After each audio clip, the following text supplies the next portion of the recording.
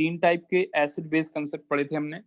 आर्सेनियस acid base हो जाएगा, जिसमें हमने कहा था कि एक्वस मीडियम में अगर कोई H+ प्रोड्यूस करता है तो वो आर्सेनियस एसिड होगा, और OH- प्रोड्यूस करता है तो वो बेस होगा। ऐसे हमने ब्रॉन्स्टेड एंड लॉरी वाला कंसेप्ट भी पढ़ा था, जिसमें हमने बताया था कि अगर कोई H+ प्रोड्यूस करता है इन प्रोटोनिक मीडियम तो एसिड होगा, और एक्सेप्ट करेगा तो बेस हो जाएगा।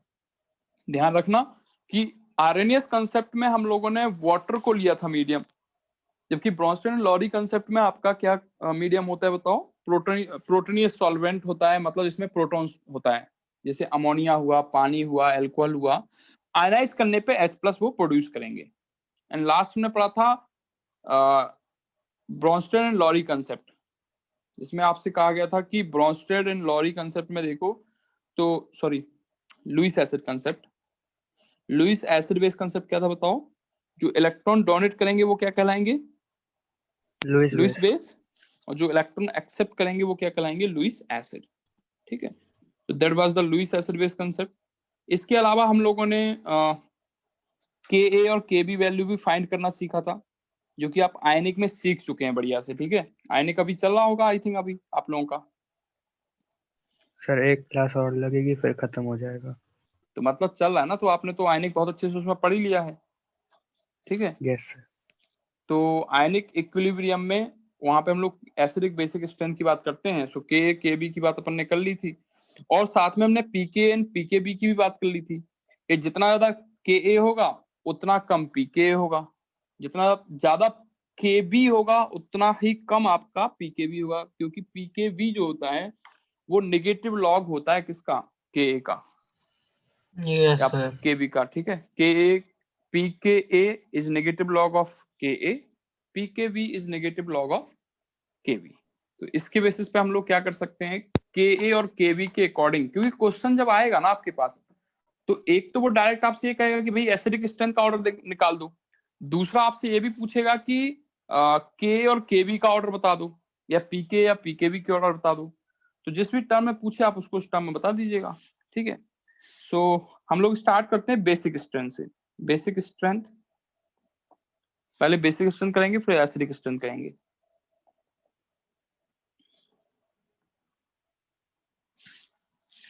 तो बेसिक स्ट्रेंथ जो होती है, this is directly proportional to Kb, और you can say inversely proportional to Pkb। अब बात आती है निकालने की। देखो सर बीके भी है ना? हाँ हाँ, तो Pkb तो लिखा है, के कहाँ? Pk लिख रहा है क्या तुम्हें? सर है? देखना था ठीक से। हाँ चलो कोई बात नहीं। ठीक है, देखो कोई बेस है, बेस या तो एनाइनिक होगा या फिर हम कहेंगे लॉन पेयर रखा हुआ है, दोनों पॉसिबिलिटी है। इसके साथ जब आप H+ की रिएक्शन कराओगे तो आप कहोगे यहाँ पे एसिड बेस रिएक्शन हो रही है। ठीक है, this is the acid base reaction, H बनेगा। तो यार आप ये बताओ, इसमें एनाइन जो होगा वो क्या होगा? बेस होगा, या लॉन पेयर जिसके पास हो, और जो कैटाइन है वो आपका H+ है, एसिडिक है। तो कोई स्पीसीज कितने इजीली H+ को अडॉप्ट करेगी, उस स्पीसीज की हम लोग कहेंगे कि बेसिक स्ट्रेंथ उतनी ज्यादा है। या आप दूसरे वे में ये कह लो कि कोई एनाइन या लॉन पेयर जितना इजिली डोनेट होगा किसी दूसरे, मतलब जिसको नीड है H+ के साथ, जितना इजिली कंबाइन होगा उतनी अच्छी उसकी क्या होगी? Basic strength. बोलो यार, ठीक है ना?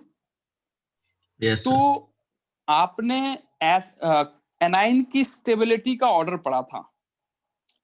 सो यहां पे अगर हम ये लिख लें फैक्टर्स, कौन कौन से ऐसे फैक्टर हैं जो एनाइन की स्टेबिलिटी को अफेक्ट करते हैं? Factors affecting basic strength. तो जब आप एनाइंस के बारे में बात करोगे, दो हम दोनों को पढ़ेंगे अलग अलग, एक बार एनाइंस के बारे में पढ़ेंगे, एक बार लॉन पेयर के बारे में पढ़ेंगे। ठीक है, सो एनाइनिक बेस की बात करें तो यार एनायनिक बेस की बेसिक स्ट्रेंथ जो होगी ना, basic strength of anionic base, बताओ डायरेक्टली प्रोपोर्शनल अगर हम करना चाहते हैं उसकी स्टेबिलिटी के, या मतलब स्टेबिलिटी से रिलेट करना चाहते हैं कि अगर ज्यादा स्टेबल एनाइन होगा तो वो अच्छा बेस होगा या कम स्टेबल एनाइन जो होगा वो अच्छा बेस होगा, आप लॉजिकली सोच के बताओ। आप ऊपर देखो, आपके सामने रिएक्शन लिखी है A minus plus H plus, तो हमने ये कहा कि जितने जल्दी रिएक्शन होगी उतना अच्छा बेस कहलाएगा, कम स्टेबल। एग्जैक्टली तो जो बेस जितना मतलब जो एनाइन जितना कम स्टेबल होगा वो उतने ही तेजी से रिएक्शन करेगा। भाई स्टेबिलिटी और रिएक्टिविटी का इनवर्स रिलेशन होता है, हम कहते हैं कि जितना ज्यादा स्टेबल होगा उसकी रिएक्टिविटी उतनी कम होगी, और जितना कम स्टेबल होगा उसकी रिएक्टिविटी उतनी ज्यादा होगी। तो यार हमें यहाँ पे वो सारे कंसेप्ट लगाने हैं जिसमें एनाइन की स्टेबिलिटी कम हो रही हो, और आप जानते हैं कि एनाइन की स्टेबिलिटी किस बात से कम होती है, जिसमें कि चार्ज का अमाउंट बढ़ रहा हो। वो ग्रुप जो चार्ज के अमाउंट को बढ़ाएंगे वो स्टेबिलिटी को कम कर देंगे, और स्टेबिलिटी अगर कम होती है तो आपकी बेसिक स्ट्रेंथ क्या हो जाएगी, बढ़ जाएगी। तो basic strength of anion is inversely proportional to stability of anion. क्या ये पॉइंट सबको क्लियर है? अगर ये पॉइंट क्लियर है तो बहुत आसान है आगे की सारे कंसेप्ट को रीड करना और समझना। सर जल्दी बोलो। रिएक्शन के लिए सर तभी अच्छा बेस माना जाएगा, इसलिए स्टेबिलिटी कम है। हाँ एग्जैक्टली यार, जितना इजीली H प्लस को अडॉप्ट करेगा ना, आप कहेंगे उतना अच्छा बेस है, और जितना अच्छा बेस होगा वो उतने इजीली एनाइन को, वो कैटाइन को या H प्लस को अडॉप्ट करेगा। तो जितने इजीली अडॉप्ट करेगा उतना अच्छा बेस कहलाएगा। तो इजीली अडॉप्ट करने का मतलब उसकी रिएक्टिविटी जितनी ज्यादा होगी वो उतना अच्छा बेस होगा। अब रिएक्टिविटी देखने के लिए आप स्टेबिलिटी देख लो भाई, जो जितना कम स्टेबल होगा उतना ज्यादा रिएक्टिव होगा, या हम कह सकते हैं उतना अच्छा बेस होगा। बोलो यार। Yes sir. सही है।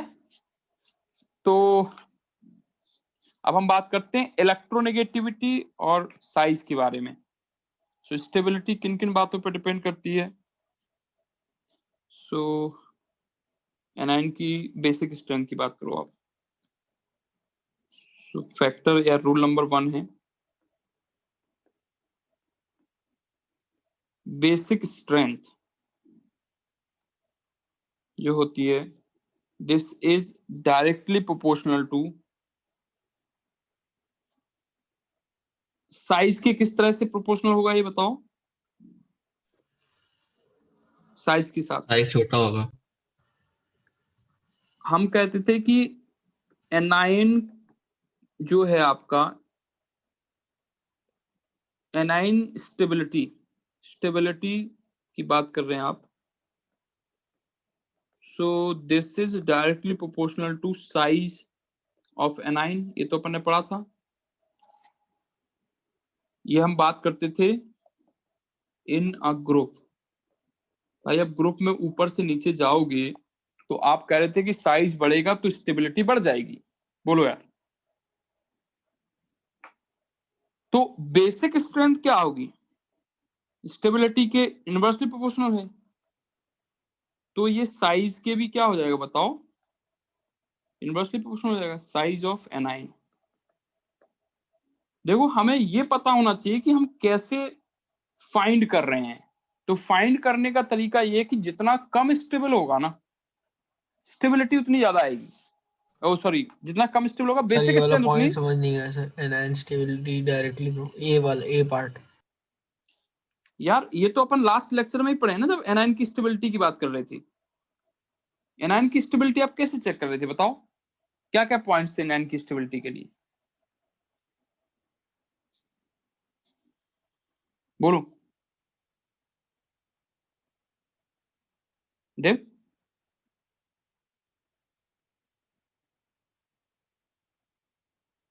साइलेंट हो गया, बताओ याद है नहीं है? हाँ सर ना तो अच्छे से बोलो याद यार। नहीं है सर। तो एनाइन की स्टेबिलिटी आप कह रहे थे कि भाई चार्ज का डिस्ट्रीब्यूशन या चार्ज का अमाउंट जहां पे कम होगा स्टेबिलिटी वहां ज्यादा आएगी। तो यार साइज का हमने जो कंसेप्ट पढ़ा था, हमने ये कहा था कि साइज जितना बड़ा होगा एनाइन का डिस्ट्रीब्यूशन उतना ज्यादा होगा, तो स्टेबिलिटी उसकी उतनी ज्यादा आएगी। तो साइज के रिस्पेक्ट में हमने देखा था कि जितना बड़ा साइज, जितने बड़े किसी पर्टिकुलर ग्रुप में आप बात कर रहे थे, तो ग्रुप में जब आप साइज की बात कर रहे थे तो आपने कहा था कि साइज जितना बड़ा होगा उसकी स्टेबिलिटी उतनी ज्यादा आएगी। देखो ग्रुप में जब आपने पहले और दूसरे को कंपेयर किया था तो आपने कहा था दूसरा ज्यादा स्टेबल है पहले से, क्योंकि सल्फर पे बड़ा एनाइन है, मतलब बड़ा साइज है सल्फर का, तो एनाइन का डिस्ट्रीब्यूशन जो होगा या चार्ज डेंसिटी जो होगी उतनी कम हो जाएगी, तो रिएक्टिविटी उतनी क्या हो जाएगी, कम। ऑक्सीजन का छोटा साइज है तो चार्ज की डेंसिटी क्या होगी, ज्यादा होगी, तो रिएक्टिविटी भी क्या हो जाएगी, बताओ रिएक्टिविटी क्या हो जाएगी, ज्यादा, यानी स्टेबिलिटी क्या हो जाएगी, कम। तो जब ग्रुप में साइज बढ़ता है किसी एनाइन का तो स्टेबिलिटी बढ़ जाती है, क्योंकि चार्ज की जो डेंसिटी है वो कम हो जाती है। तो वही पॉइंट हमने यहाँ पे लिखा है कि एनाइन की स्टेबिलिटी साइज के डायरेक्टली प्रोपोर्शनल है जब हम ग्रुप में बात करते हैं। तो यार स्टेबिलिटी बढ़ेगी तो बेसिक स्ट्रेंथ क्या हो जाएगी, कम हो जाएगी। ये तो पॉइंट क्लियर है ना कि स्टेबिलिटी बढ़ेगी तो बेसिक स्ट्रेंथ कम हो जाएगी। Yes, yes sir. सर। ठीक है, बस वही है कि बेसिक स्ट्रेंथ नाउ अब जब एनाइन की स्टेबिलिटी साइज के डायरेक्टली प्रोपोर्शनल है तो इसका मतलब बेसिक स्ट्रेंथ इनवर्सली प्रोपोर्शनल हो जाएगी साइज की। ये बात भी हम लोग कहाँ कर रहे हैं, ग्रुप में ही बात कर रहे हैं, इन अ ग्रुप। ठीक है, तो जब ग्रुप में आप देखोगे तो साइज बढ़ेगा तो स्टेबिलिटी एनाइन की बढ़ जाएगी, तो बेसिक स्ट्रेंथ जो है वो कम हो जाएगी। जैसे एग्जांपल देखो, अगर हम आपसे कहें कि बताओ OH माइनस और HS माइनस में अच्छा बेस कौन होगा, बोलो। OH OH OH minus, minus. OH minus अच्छा बेस होगा, क्योंकि नेगेटिव चार्ज सल्फर पे ज्यादा स्टेबल है, इसलिए उतना जल्दी वो H+ से रिएक्शन नहीं करेगा, जबकि ऑक्सीजन पे कम स्टेबल है तो जल्दी से H+ से रिएक्शन करेगा। तो OH माइनस अच्छा बेस होगा और HS माइनस जो है घटिया बेस होगा। ऐसे ही बताओ दूसरा है, मान लो आपके पास फ्लोराइड, क्लोराइड, ब्रोमाइड, आयोडाइड, इसमें आप बताओ क्या आएगा। और आयोडीन ग्रेटर फिर BrCl और F सर। पहले तो आप बताओ कि स्टेबिलिटी क्या होगी एनाइन की, ज्यादा स्टेबल कहाँ पे होगा एनाइन, आयोडीन पे। आयोडीन पे सर। आयोडीन पे। जब ज्यादा स्टेबल होगा तो घटिया बेस हो जाएगा। Yes come sir. Stable Yes, कहाँ sir. पे होगा, फ्लोरीन पे, तो बेसिक स्ट्रेंथ फ्लोरीन की ज्यादा होगी, उससे कम क्लोरीन, उससे कम ब्रोमीन, सबसे कम आयोडाइन। ठीक है, तो इस तरह से आप क्या कर सकते हैं, बेसिक स्ट्रेंथ का ऑर्डर निकाल सकते हैं। बेसिक स्ट्रेंथ का ऑर्डर अगर ग्रुप में देखना है तो ग्रुप में हम क्या चेक करेंगे कि एनाइन कहां पर ज्यादा स्टेबल है, जहां पे ज्यादा स्टेबल होगा बेसिक स्ट्रेंथ वहां पे उतनी ही कम हो जाएगी, और जहां पे कम स्टेबल होगा बेसिक स्ट्रेंथ उतनी ही ज्यादा हो जाएगी। ठीक है, अच्छा ये बताओ,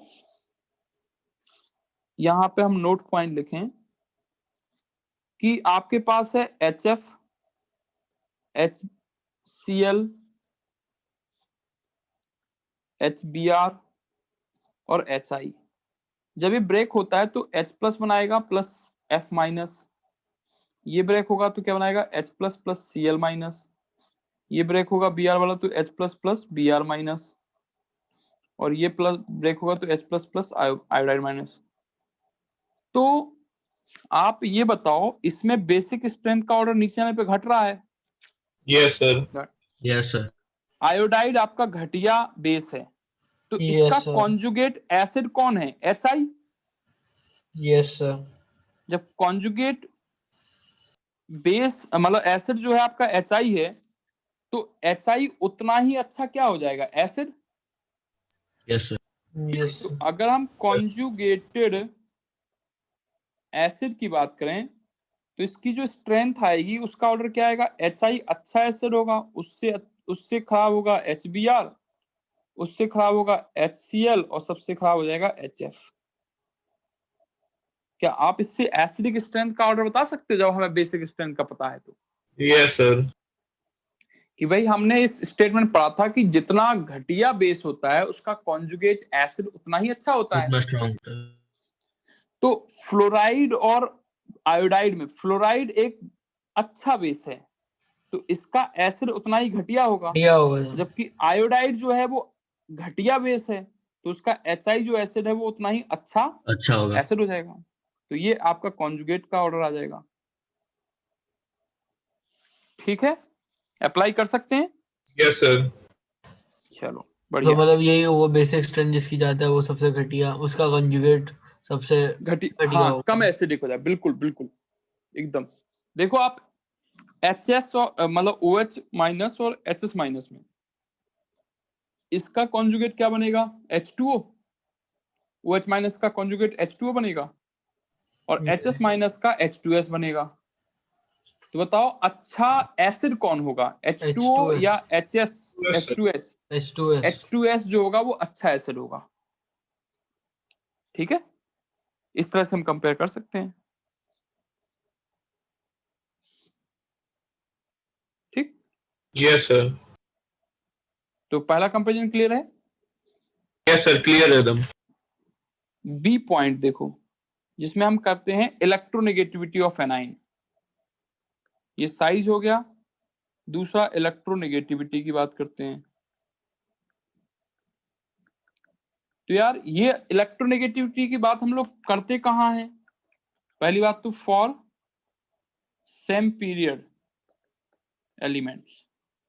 जब कभी भी इलेक्ट्रोनेगेटिविटी का कंपैरिजन होगा तो वो एक ही पीरियड के डिफरेंट एलिमेंट्स के बीच में होगा, और जब साइज का कंपैरिजन आएगा तो वो सेम ग्रुप के डिफरेंट एलिमेंट्स के बीच में आएगा। तो आप बताओ स्टेबिलिटी ऑफ एनाइन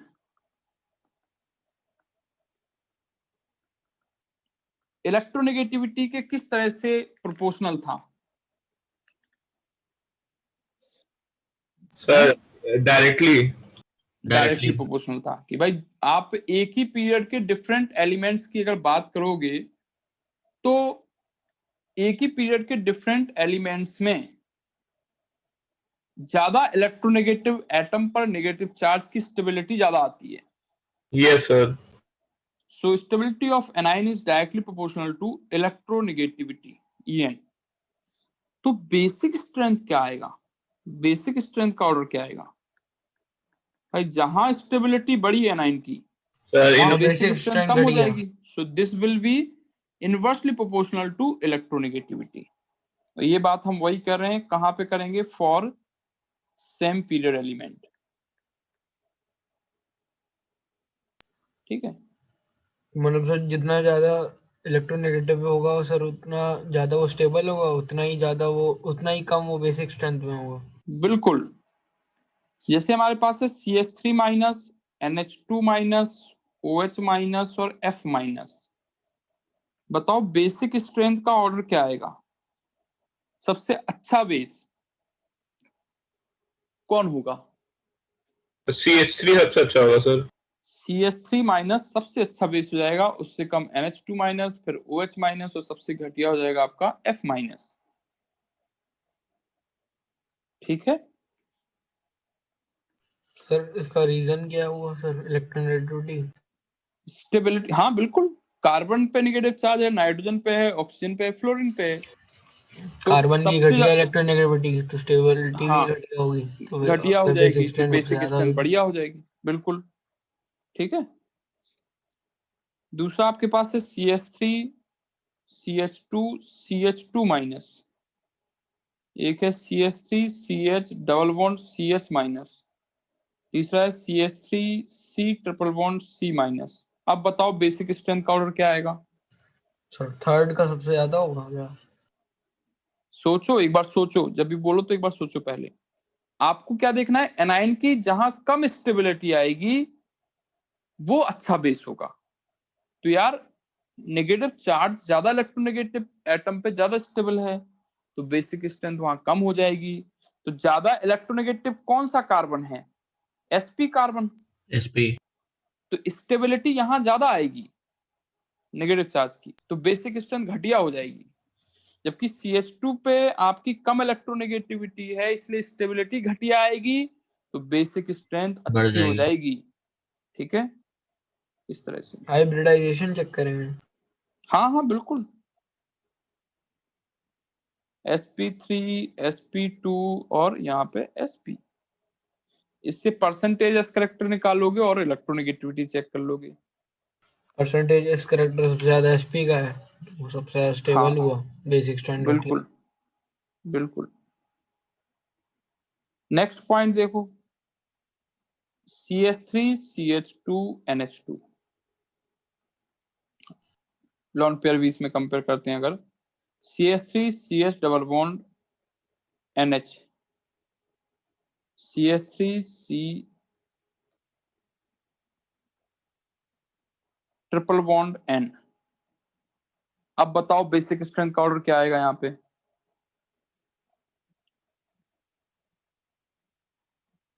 बोलो।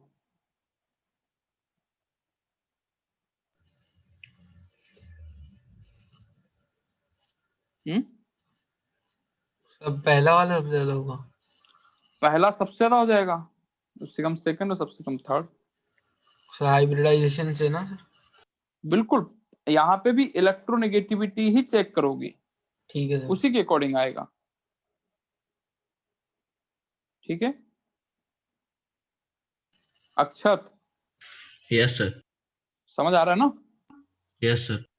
यार देखो समझ नहीं आया तो बोलो, हम लोग उसको फिर से बात कर लेंगे, कोई दिक्कत आ रहा नहीं है है। सर इलेक्ट्रोनेगेटिविटी हाँ चेक कर रहे हैं कि सर हाइब्रिडाइजेशन? यार, हाइब्रिडाइजेशन के बेसिस पे ही तो इलेक्ट्रोनेगेटिविटी चेक करो। इलेक्ट्रोनेगेटिविटी कैसे चेक करोगे? हाइब्रिडाइजेशन से ही ना चेक करोगे। यहाँ पे सेम एटम है, क्या करोगे फिर? sp3 है, ये sp2 sp2 है। है, वो sp है। हाँ, तो हाइब्रिडाइजेशन के साथ ही ना चेक करोगे इलेक्ट्रोनेगेटिविटी। इंटर रिलेशन में आएगी क्योंकि sp सबसे ज्यादा है तो उसमें स्टेबिलिटी सबसे ज्यादा होगी, तो बेसिक स्ट्रेंथ बिल्कुल। सबसे घटिया होगी।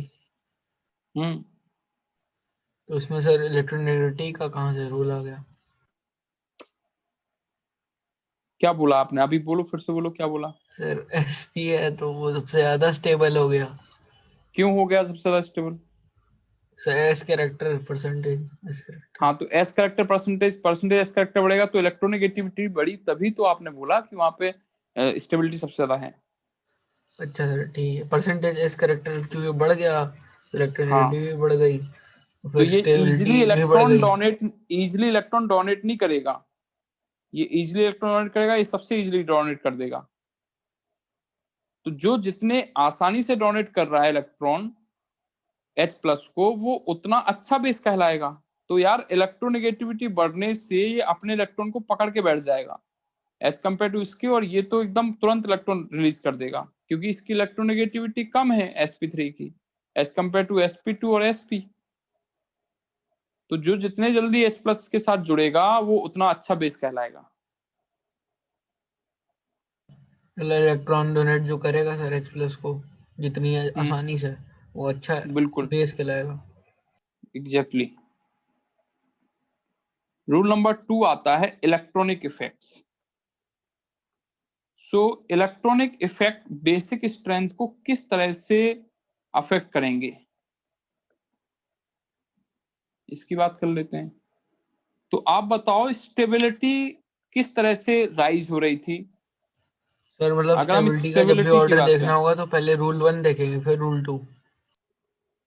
नहीं नहीं, आप कोई भी देख सकते हैं, कोई दिक्कत नहीं है, आगे पीछे लगा सकते हैं।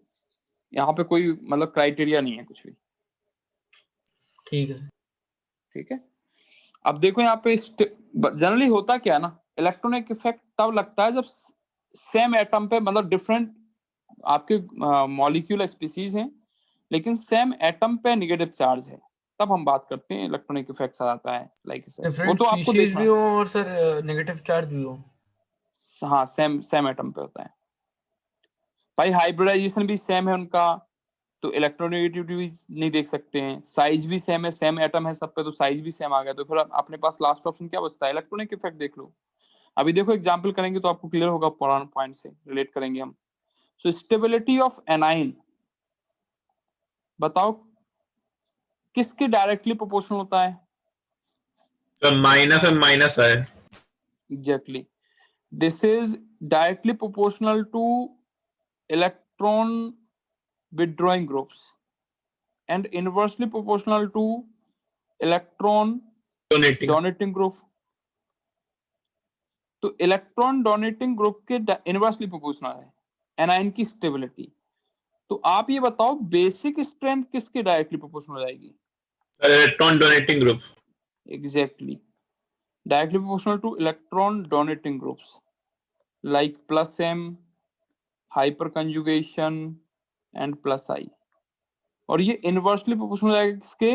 इलेक्ट्रॉन विड्रॉइंग ग्रुप्स withdrawing के group, like minus M and minus I. inversely proportional. ठीक है, वही तो लिखा है देखो। Yes sir, मैं blur हो गई इसकी। हाँ, अब जरा एग्जाम्पल देखो इसके। जैसे मान लो आपके पास है CH3 CH2O माइनस, ठीक है, CH3 CH CH3O minus, CH3 C CH3 CH3O minus. अब यहाँ पे देखो, आप पहले जो पहला रूल आपका था जिसमें आप कर रहे थे साइज या इलेक्ट्रोनेगेटिविटी की बात कर रहे थे, तो यार तीनों में ही आपके ऑक्सीजन पे नेगेटिव चार्ज है, तो हम यहाँ पे इलेक्ट्रोनेगेटिविटी का कंसेप्ट भी नहीं लगा सकते, साइज का भी नहीं लगा सकते हैं। तो फिर हम क्या देखते हैं कि उसके साथ जुड़े हुए ग्रुप क्या कर रहे हैं, स्टेबिलिटी को बढ़ा रहे हैं या कम कर रहे हैं। तो जो स्टेबिलिटी को बढ़ाएंगे वो घटिया बेस हो जाएंगे, जो स्टेबिलिटी को कम करेंगे वो अच्छे बेस हो जाएंगे, क्योंकि वो उतना तेजी से या उतना इजीली H+ पे अटैक करेगा। तो देखो यहाँ पे आपके जुड़े हैं क्या? प्लस आई। आप जानते हैं कि नेगेटिव चार्ज में हाइपर कॉन्जुगेशन तो होता नहीं है नेगेटिव चार्ज के साथ, यस सर, नहीं होता। प्लस आई जुड़े हैं। अब बताओ प्लस आई सबसे अच्छा कौन होगा? जितना ज्यादा एल्काइल ग्रुप आएंगे या जितना बल्कि होगा एल्काइल ग्रुप, उतना ज्यादा प्लस आई इफेक्ट आएगा। ये देखो टर्सरी है, ये सेकेंडरी है और ये प्राइमरी है। तो टर्सरी वाला अच्छा प्लस आई शो करता है एज कंपेयर टू सेकेंडरी, और सेकेंडरी अच्छा शो करता है एज कंपेयर टू प्राइमरी। तो बेसिक स्ट्रेंथ का ऑर्डर जो आएगा वो 1 क्या हो डिग्री जाएगा? बताओ, बढ़ सबसे। जाएगा। Yes sir. आया समझ? क्योंकि आप ये बताओ, जितना अच्छा प्लस आई होगा उतना तेजी से इलेक्ट्रॉन इसको देगा नेगेटिव चार्ज को, तो जितने ज्यादा इलेक्ट्रॉन देगा उतनी कम स्टेबिलिटी हो जाएगी, तो बेसिक स्ट्रेंथ उसकी उतनी ज्यादा बढ़ जाएगी। ठीक है, अगर हम प्लस आई का ऑर्डर देखें तो प्लस आई में आपका सबसे ज्यादा टर्सरी आता है, फिर सेकेंडरी और उससे कम प्राइमरी। तो जितना ज्यादा प्लस आई होगा उतना ज्यादा इलेक्ट्रॉन डोनेट करेगा ऑक्सीजन को वो, और नेगेटिव चार्ज का अमाउंट बढ़ जाएगा तो अटैक करने की टेंडेंसी बढ़ जाएगी, यानी बेसिक स्ट्रेंथ जो है वो बढ़ जाएगी, स्टेबिलिटी कम हो जाएगी, बेसिक स्ट्रेंथ जो है वो बढ़ जाएगी। तो ये एक बार फिर रिपीट करेंगे, अटैक करने की टेंडेंसी जो बता रहा था। H+ के साथ जुड़ने की जो टेंडेंसी है नेगेटिव आयन की, भाई नेगेटिव आयन का अमाउंट जितना ज्यादा होगा वो उतने इजीली अटैच होगा H+ से। Yes sir. तो यार अमाउंट बढ़ कहाँ रहा है? प्लस आई की वजह से अमाउंट बढ़ रहा है। अब जितना ज्यादा प्लस आई उतना ज्यादा अमाउंट बढ़ेगा, तो यहाँ सबसे ज्यादा नेगेटिव होगा तो ये बहुत तेजी से अटैक करेगा, उससे कम ये करेगा और सबसे कम अटैक ये करेगा। तो बेसिक स्ट्रेंथ सबसे ज्यादा किसकी हो जाएगी? थर्ड वाले की। ठीक है, जितना ज्यादा इलेक्ट्रॉन रिलीजिंग ग्रुप या डोनेटिंग ग्रुप के डायरेक्टली प्रोपोर्शनल है, जितना ज्यादा आपका इलेक्ट्रॉन डोनेटिंग ग्रुप होगा बेसिक स्ट्रेंथ उतनी ज्यादा हो जाएगी, स्टेबिलिटी उतनी कम हो जाएगी। ठीक, ठीक है। नेक्स्ट पॉइंट देखो, सेकंड एग्जांपल है। मान लो आपके पास बेंजीन पे जुड़ा है O-, और एक बार हमने जोड़ दिया CH3, एक बार हम बात करें O- के साथ NO2, एक बार सिंपल बेंजीन जोड़ देते हैं जिसपे O- जुड़ा है, एक बार हम क्लोरीन जोड़ते हैं, सॉरी O- विद Cl जोड़ दिया, और एक बार हम जोड़ दें मान लो कोई plus M group like OCH3। अब इसमें आप बेसिक स्ट्रेंथ का ऑर्डर बताओ क्या आएगा। सर OCHCl सबसे ज्यादा सर। बिल्कुल सही है। फिर सर, फिर थर्ड वाला सर, फिर सर फोर्थ स्ट्रक्चर, फिर लास्ट सेकंड स्ट्रक्चर सबसे ज्यादा कौन आएगा? फिफ्थ वाला, वाला। क्योंकि ये प्लस एम है। उससे कम hyperconjugation, sorry plus I. NO2 is minus M और Cl इज माइनस आई। तो जो माइनस वाले हैं, जो स्टेबिलिटी एनाइन की बढ़ा रहे हैं, वो तो कम बेसिक हो जाएंगे। यस और सर। जो एनाइन की स्टेबिलिटी कम कर रहे हैं वो ज्यादा बेसिक हो जाएंगे। तो प्लस एम और प्लस आई में सबसे ज्यादा प्लस एम, फिर प्लस आई, और फिर आ जाएगा आपका सिंपल बेंजीन भाई, जिसमें ना तो एनाइन घट रहा है ना बढ़ रहा है। अब इसके बाद आपका आएगा जो चार्ज को कम कर रहे हैं, यानी अटैक करने की टेंडेंसी को कम कर दे रहे हैं। तो अब माइनस एम और माइनस आई में बताओ ज्यादा कौन बेसिक स्ट्रेंथ शो करेगा? माइनस आया। माइनस आई, एग्जैक्टली। फिर आपका हो जाएगा प्लस एम, माइनस एम वाला यानी सेकेंड। आप इलेक्ट्रॉनिक इफेक्ट्स में देखेंगे तो आप ये कह सकते हो कि basic strength is directly proportional to plus M, फिर आपका आएगा हाइपर कॉन्जुगेशन, फिर आएगा प्लस आई, फिर आएगा बेंजीन सिंपल, फिर आएगा आपका माइनस आई, और लास्ट में आ जाएगा माइनस एम। ये ऑर्डर लिख सकते हो? बोलो यार, यस सर। क्लियर है सबको? सर वो फोर्थ और सेकंड वाला एक बार बता दीजिए। फोर्थ और सेकंड में देखो ये माइनस आई है, फोर्थ यस वाला, और ये आपका माइनस एम है। तो यार यहाँ पे ये ऑक्सीजन पे प्रेजेंट नेगेटिव चार्ज को कम कर रहे हैं दोनों ही। जो जितना ज्यादा कम करेगा उसको बाहर देने की टेंडेंसी उतनी कम हो जाएगी। तो NO2 माइनस एम ज्यादा इलेक्ट्रॉन खींच लेगा तो बाहर कम दे पाएगा। Cl इलेक्ट्रॉन खींचेगा लेकिन बहुत ज्यादा नहीं खींच पाएगा, इसलिए बाहर ज्यादा दे देगा। तो बेसिक स्ट्रेंथ आपकी Cl वाले में केस में ज्यादा हो जाएगी, NO2 वाले केस में कम हो जाएगी। ठीक सर, मतलब बोल दो। NO2 मतलब ज्यादा अच्छा शो कर रहा है, मतलब खींच रहा है। NO2 ज्यादा इलेक्ट्रॉन खींचेगा तो नेगेटिव चार्ज का अमाउंट कम हो जाएगा, तो ज्यादा यस सर, अच्छे से बाहर अटैक नहीं कर पाएगा H+ पे। यस सर, जबकि Cl कम खींचेगा तो ज्यादा अटैक करने के चांसेस रहेंगे। Yes sir. ठीक है, इस तरह से आ जाएगा। देन उसके बाद नेक्स्ट एग्जांपल सर देखो। ये हम लोग ने ऑर्डर से देख के बताया ना। हाँ हाँ बिल्कुल, ऑर्डर से। सॉरी, थर्ड एग्जांपल देखो। CH3 बस सर ये ऊपर CH2O वाला जो माइनस। आपने ऑर्डर लिखवाया वो सर याद कर लें, बस वही ठीक रहेगा।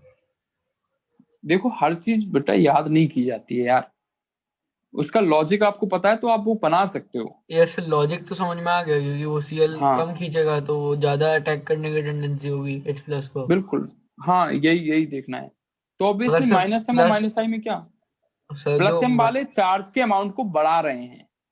यस तो सर जो चार्ज के अमाउंट को बढ़ाएगा वो ज्यादा अटैक करने की वो टेंडेंसी आएगी, ठीक तो है, वो इसलिए सर तो हम। माइनस एम और माइनस आई में जो सर माइनस आई में क्लोरीन है, अगर माइनस आई में कोई अच्छा और होता तो सर वो ज्यादा खींच लेता। हाँ तो फिर वो कम बेसिक हो जाता। वो इंटर रिलेट करके देखेंगे। हाँ हाँ बिल्कुल।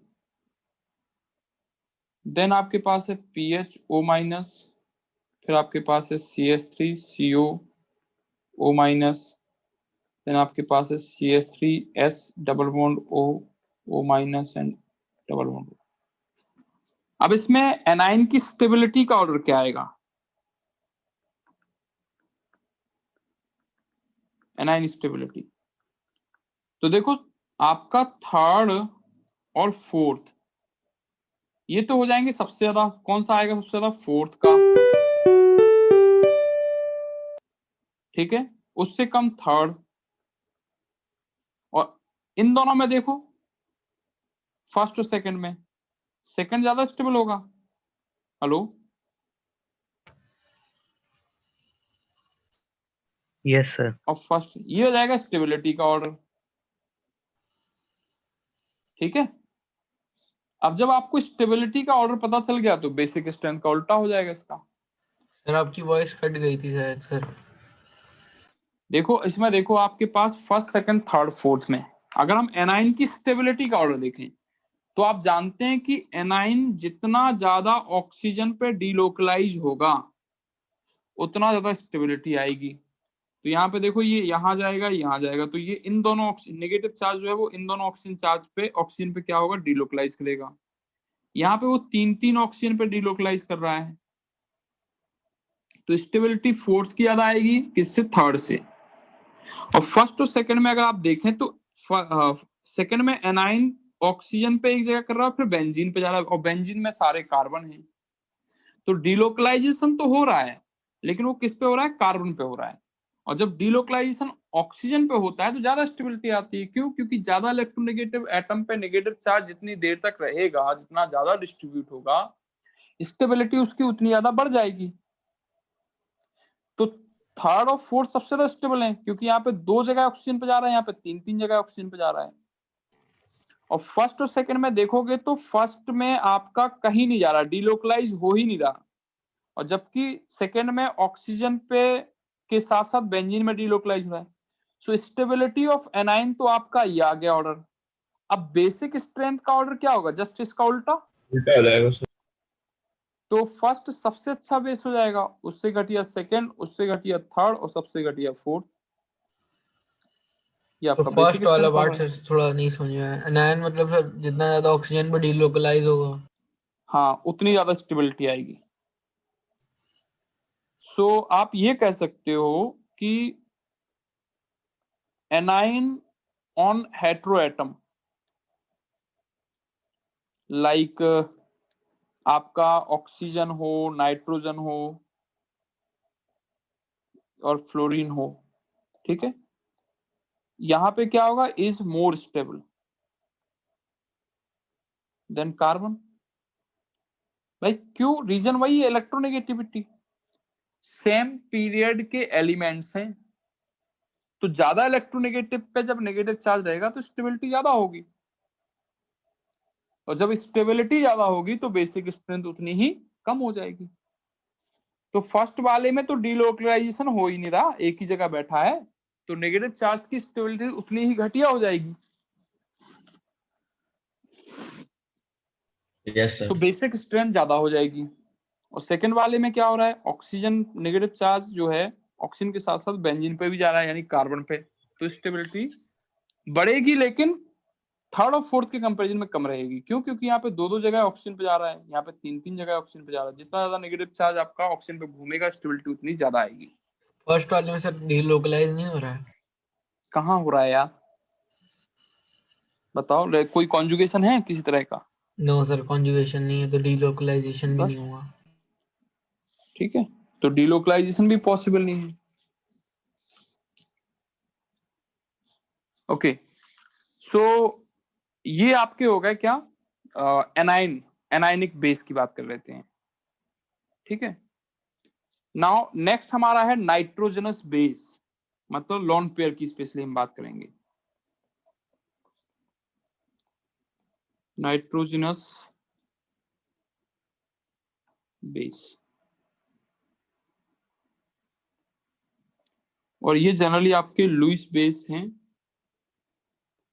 जो इलेक्ट्रॉन पेयर डोनेट करने की बात करेंगे।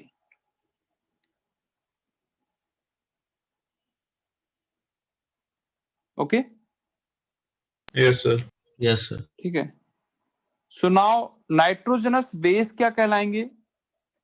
सो ऑर्गेनिक बेस जिनमें नाइट्रोजन एटम होता है, दे आर नाइट्रोजनस बेस, ठीक है। Okay sir. We can say the organic base are nitrogen containing base, ठीक है ना, और इसमें जनरली एमीन्स आती हैं। So basic strength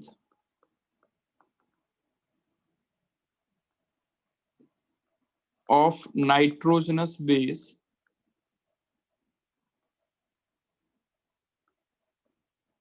base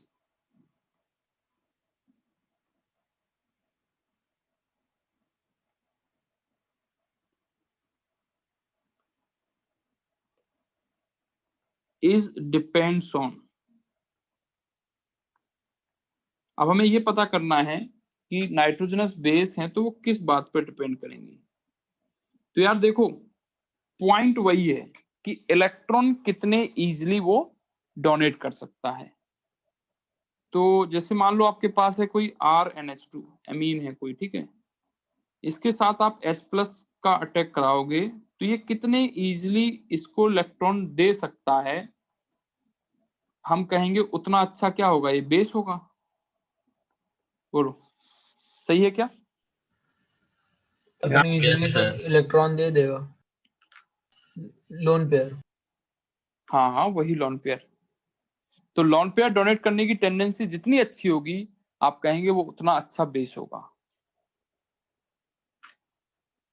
so basic strength की अगर बात करोगे तो इलेक्ट्रॉन पेयर डोनेट करने की टेंडेंसी की बात होगी। तो डिपेंड किस बात पे करेगा? तो नंबर 1 पॉइंट जो डिपेंडेंसी है वो आएगी यही, the tendency to donate electron pairs. भाई जितनी अच्छी इलेक्ट्रॉन पेयर डोनेट करने की टेंडेंसी होगी वो उतना अच्छा बेस कहलाएगा। और जब H+ मतलब एक बार इलेक्ट्रॉन पेयर डोनेट कर दिया तो ये उसका कॉन्जुगेट एसिड होगा, जो आपकी स्पीसीज बनेगी डोनेट करने के बाद, H+ एक्सेप्ट करने के बाद Yes, वो sir. उसका क्या कहलाएगा, कॉन्जुगेट एसिड।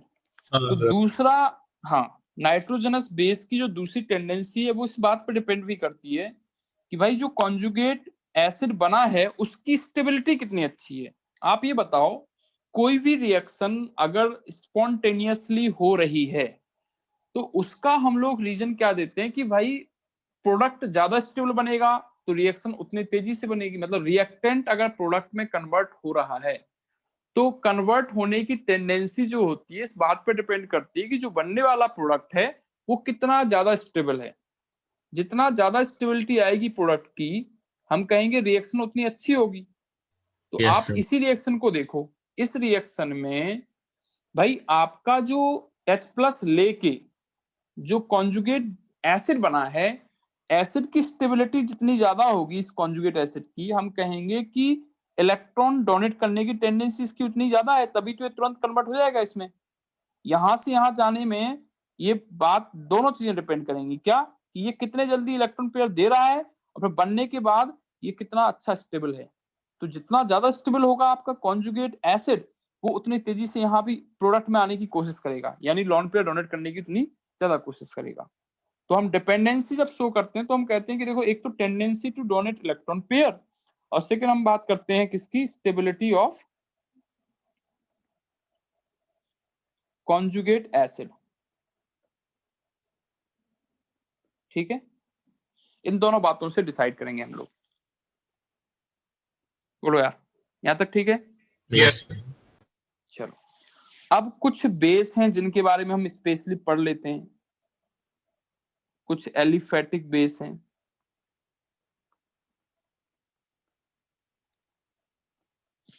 जैसे इनको आपको याद रखना है, ठीक है, क्योंकि ये बहुत ज्यादा अच्छी बेसिक स्ट्रेंथ शो करते हैं, उनका रीजन पढ़ना है। जैसे अभी आपने पढ़ा था ग्वानिडीन,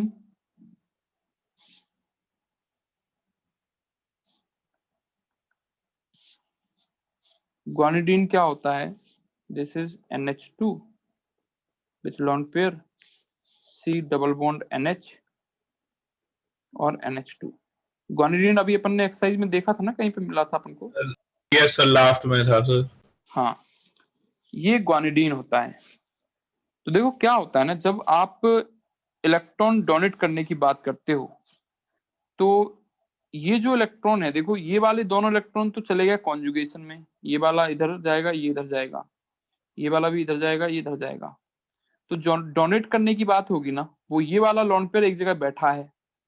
तो अवेलेबिलिटी, जब H+ से आप अटैक कराओगे तो अवेलेबिलिटी कहां पे होगी, किसके साथ ये रिएक्शन करेगा, पहले जो लोकलाइज्ड है उसके साथ। Yes, sir. Localized वाला. ठीक है, तो इसका मतलब है आएगा NH2 lone pair C double bond NH2 plus और NH2 लॉन पेयर। सर तो ये वाली यार बात एक यहाँ बार बता दीजिए।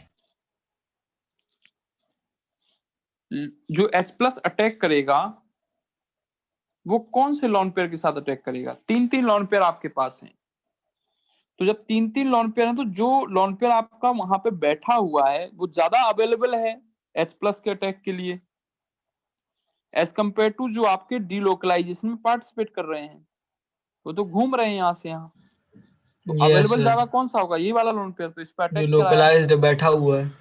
हाँ बिल्कुल। तो देखो ये वाला ग्रुप जो है ये प्लस M की तरह बिहेव करेगा, ये भी प्लस M की तरह बिहेव करेगा। NH2 जो है लॉन पेयर डोनेट करता है, प्लस M की तरह बिहेव करता है। तो इलेक्ट्रॉन पेयर देने की टेंडेंसी, मतलब ये दोनों के दोनों इलेक्ट्रॉन पेयर क्या कर रहे हैं? डोनेट कर रहे हैं कि हाँ ठीक है तुम बाहर इलेक्ट्रॉन दे दो, मतलब H प्लस को इलेक्ट्रॉन दे दो, हम हैं तुम्हारे सपोर्ट में, हम तुमको इलेक्ट्रॉन दे देंगे। तो बेसिक स्ट्रेंथ जो होगी क्या हो जाएगी? बढ़ जाएगी, क्योंकि दो दो प्लस M यहाँ पे लगे हुए हैं ना। ठीक है, बोलो यार। Yes sir. और इतना ही नहीं, इसके बाद जब वो लॉन पेयर डोनेट कर देता है तो जो कॉन्जुगेट बेस बनता है ये भी स्टेबलाइज हो रहा है। देखो ये यहाँ डिलोकलाइज करेगा, यहाँ जाएगा, तो क्या आएगी? रेजोनेटिंग स्ट्रक्चर प्लस यहाँ जाएगा C, मतलब डबल बॉन्ड आर के साथ NH2 लॉन पेयर और NH2 लॉन पेयर। और दूसरी पॉसिबिलिटी ये भी आ सकती है कि आपका ये वाला लॉन पेयर मूव करे, ये वाला, तो क्या आएगा बताओ? NH2 lone pair C NH2 lone pair और डबल बॉन्ड NH2 प्लस। बोलो यार। Yes sir. ये आपकी resonating RS of conjugate acid. तो अगर आप यहाँ पे देखें इस पर्टिकुलर ग्वानिडीन स्ट्रक्चर में, तो आपके इलेक्ट्रॉन डोनेट करने की टेंडेंसी भी बहुत ज्यादा है। क्यों? क्योंकि दो दो प्लस M है जो उसको सपोर्ट कर रहे हैं इलेक्ट्रॉन बाहर डोनेट करने के लिए, और उसके साथ साथ जो कॉन्जुगेट एसिड बना उसकी स्टेबिलिटी भी ज्यादा है, क्योंकि वो रेजोनेंस में चला गया प्लस चार्ज जो बना। तो दोनों ही चीजें सपोर्ट कर रही है बेसिक स्ट्रेंथ को।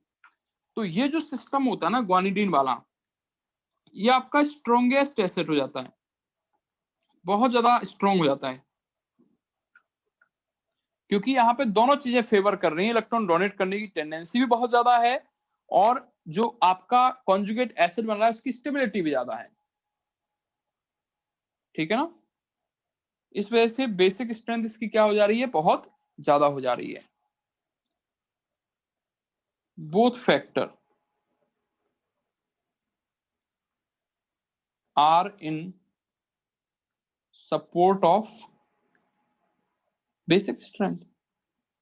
बोथ फैक्टर कौन सी बात हो रही है बताओ? Donation tendency, stability sir of conjugate acid। Exactly, और second stability of conjugate acid. दोनों के दोनों फैक्टर आपके बेसिक स्ट्रेंथ को यहाँ पे क्या कर रहे हैं आपके बताओ? सपोर्ट कर रहे हैं। इस वजह से स्टेबिलिटी इसकी बहुत ज्यादा, सॉरी बेसिक स्ट्रेंथ जो होगी इसकी ज्यादा, बहुत ज्यादा क्या हो जाएगी? बढ़ जाएगी।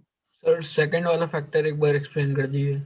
रेजोनेंस की वजह से जो कॉन्जुगेट प्रोडक्ट बन रहा है, देखो ये प्रोडक्ट, ये स्टेबिलिटी है, तीन तीन जगह डोनेट हो रहा है प्लस चार्ज, यस तो जब सर। रेजोनेंस आएगा तो स्टेबिलिटी बढ़ेगी ना। यस सर, रेजोनेंस आ रहा है तो इसलिए हाँ, स्टेबिलिटी तो बढ़ स्टेबिलिटी रही बढ़ है। जा रही है, बिल्कुल। तो दैट्स वाई कि ग्वानिडीन जो होता है वो बहुत ज्यादा बेसिक स्ट्रेंथ शो करने लगता है। सेकंड एग्जांपल है आपका एमिडीन। मतलब सर अगर ये उसमें स्टेबिलिटी ऑर्डर में आ गए तो यही सबसे आगे होंगे, एक्सेप्शनली यही है। एग्जैक्टली एक्सेप्शनल नहीं है, मतलब सर दे आर रीजन तो रीजनल। यही है। हाँ, देखो दूसरा आपका एमिडीन है, तो एमिडीन में एक चीज कम हो गई, क्या? एक प्लस M कम हो गया, बाकी तो वही फैक्टर है ना, सिमिलर। जब H प्लस का अटैक कराओगे तो वहीं पर अटैक होगा और बनेगा R NH2 प्लस और NH2, और ये भी आपका रेजोनेंस स्टेबलाइज होगा लोन पेयर आपका पाई बनाएगा और पाई जो है वो नेगेटिव बनाएगा। तो RCNH2 लोन पेयर और डबल बॉन्ड NH2+। देखो ये RS है, वहां एक पे ही आपका RS होगा सर इसका ना? 2 रेजोनेटिंग स्ट्रक्चर हैं, 2 Yes, sir. रेजोनेटिंग स्ट्रक्चर बन रही हैं। पहले वाले में 3 बन रही थी, तो यहाँ पे भी दोनों वही फैक्टर हैं, दोनों सपोर्ट कर रहे हैं, लेकिन पहले वाले से कम सपोर्ट है। ये सर थोड़ा सा कम ये होगा। सर थोड़ा कम हो गया। एग्जैक्टली तो इसकी जो आपकी बेसिक स्ट्रेंथ होगी वो ग्वानिडीन की ज्यादा होगी, जबकि एमिडीन की उससे थोड़ी कम आ जाएगी। बस इतना सा यहाँ पे फैक्टर है। ठीक है सर। ठीक है ना? ओके। इसके अलावा तो RS ऑफ आप क्या लिख रहे थे? RS of conjugate acid,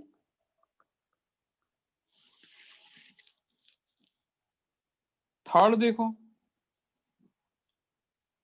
third हम बात कर रहे हैं pyridine की।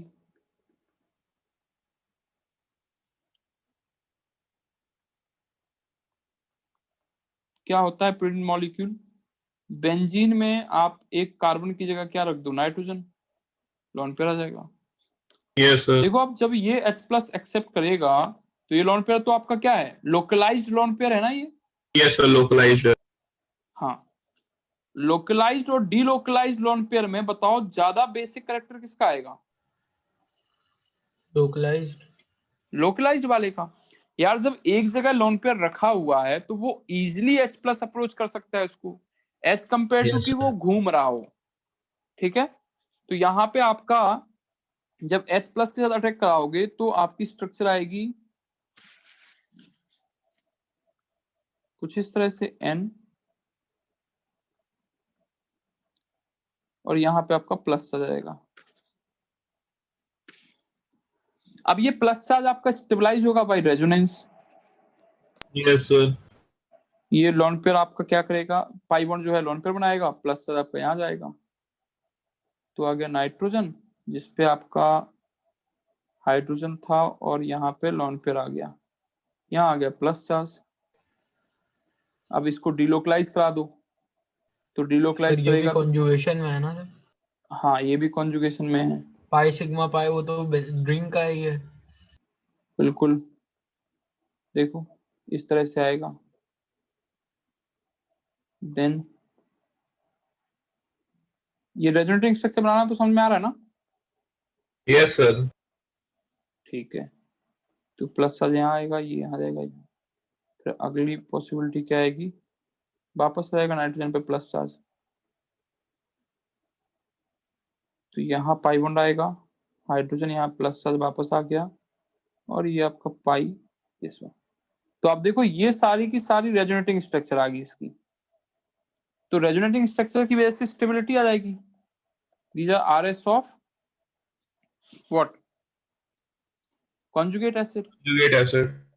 अब आप ये बताओ कि बेसिक स्ट्रेंथ यहाँ भी सपोर्ट कर रही है, क्योंकि यहाँ पे देखो प्लस M तो कुछ है नहीं, लेकिन जो रेजोनेटिंग स्ट्रक्चर बन रही है उसकी स्टेबिलिटी बहुत ज्यादा बढ़ जा रही है, इस वजह से ये बेसिक स्ट्रेंथ जो है वो सपोर्ट में है।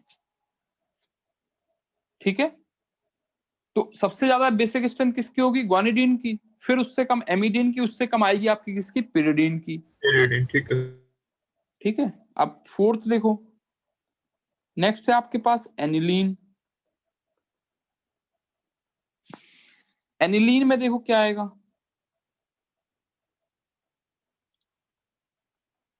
NH2 सर और एक चीज उसके साथ पूछनी है सर बेंजीन। ऊपर वाले में। हाँ बोलो। सर जो लास्ट स्ट्रक्चर बनाया सर आपने उसके बाद सर वो दूसरे जब बनाएंगे सर तो वो ओरिजिनल आ जाएगा ना, मतलब ओरिजिनल आएगा? हाँ ठीक है सर। वो तो वो आ जाएगा ना, क्या बोलते हैं ये RS है बेंजीन की तरह, तो अलग अलग कैलकुलेट फॉर्म। ये सर H+ अटैक हुआ है वो।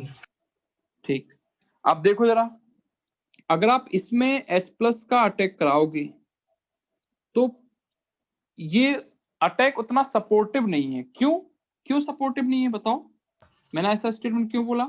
लोकलाइज्ड नहीं है। बिकॉज ये, हाँ एग्जैक्टली ये आपका क्या है, डीलोकलाइज्ड है, तो पहले ही अटैक आपका सपोर्टिव नहीं है। और जब आपका ये बन जाएगा कॉन्जुगेट एसिड NH3+, तो याद करो हमने कहा था इसका हाइब्रिडाइजेशन क्या आ जाएगा, sp3, और जैसे ही sp3 हाइब्रिडाइजेशन आएगा ये आपका डीलोकलाइज नहीं रहेगा,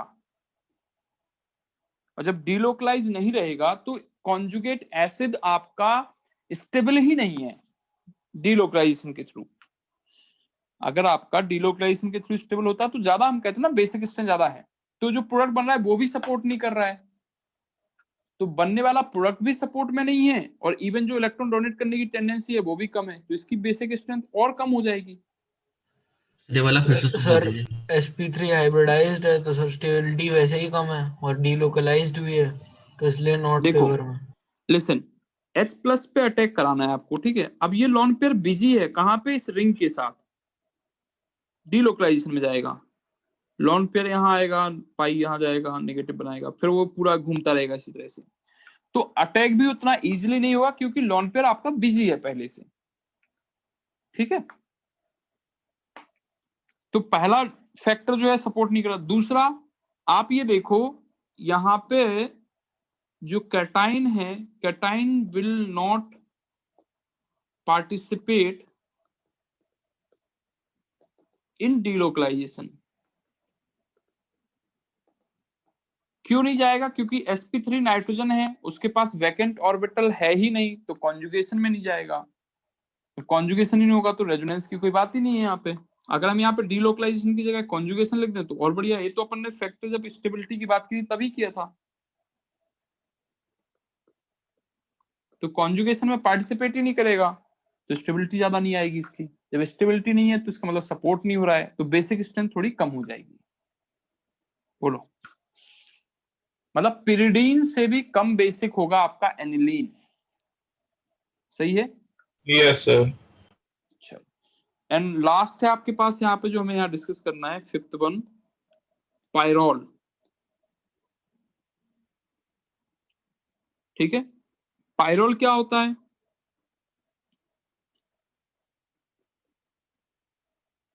दिस इज पायरोल। अब आप ये बताओ कि ये जो लॉन पेयर है वो लॉन पेयर की वजह से ही तो मॉलिक्यूल में एरोमेटिसिटी है, सही है क्या बात। अब इस लॉन पेयर की वजह से एरोमेटिसिटी है, जैसे ही आप लॉन पेयर गायब करोगे, now this will become what, non aromatic. Non aromatic हो गया, हाँ सर, ऑन नॉन हो गया क्योंकि ये sp3 हो गया। यार सोचो, आपने तो यहाँ पाप वाला काम कर दिया, पाप का काम। क्या पाप किया आपने, आपने अच्छा खासा एरोमेटिक सिस्टम को नॉन एरोमेटिक सिस्टम में कन्वर्ट कर दिया, तो क्या ये कभी भी जाना चाहेगा, एरोमेटिक से नॉन एरोमेटिक होना चाहेगा, नहीं जाना चाहेगा, कभी नहीं जाना चाहेगा। तो इसका मतलब है यहाँ तो ये लॉन पेयर अपना देगा ही नहीं, इसकी बेसिक स्ट्रेंथ सबसे घटिया हो जाएगी। भले ही लॉन पेयर नाइट्रोजन के पास दिख रहा है लेकिन वो नाइट्रोजन के पास नहीं है, वो एरोमेटिक रिंग में पूरा घूम रहा है, और उसकी वजह से एरोमेटिसिटी है। तो आपने मॉलिक्यूल को नॉन एरोमेटिक से एरोमेटिक बना दिया, ये तो बहुत घटिया बात होगी, स्टेबिलिटी बहुत घटिया हो जाएगी। तो इसका मतलब बेसिक स्ट्रेंथ तो यहाँ पे आएगी नहीं, मतलब बहुत घटिया बेसिक स्ट्रेंथ हो जाएगी यहाँ पे। तो बोलो, तो यहाँ पे आपका सबसे घटिया बेसिक स्ट्रेंथ आएगी जब लॉन पेयर आपका कॉन्जुगेशन में है, और उस लॉन पेयर को आप किसी को देने की बात कर रहे हो तो वो तो कभी नहीं देगा। हम ऐसा करते थे कि अगर लॉन पेयर मतलब नॉन एरोमेटिक या एंटी एरोमेटिक है और किसी वजह से वो एरोमेटिक हो जाए तो हम बहुत खुश होते थे और उसको बना देते थे।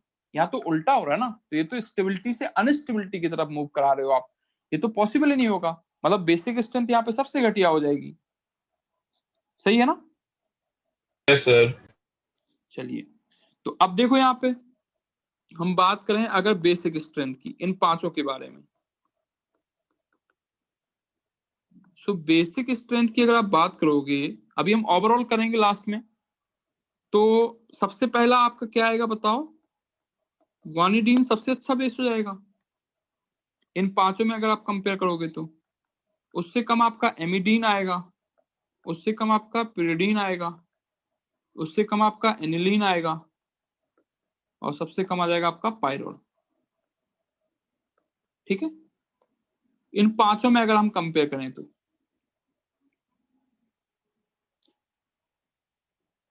बोलो यार। Yes sir. तो ये हो गया आपका इन पांचों का। देन इसके बाद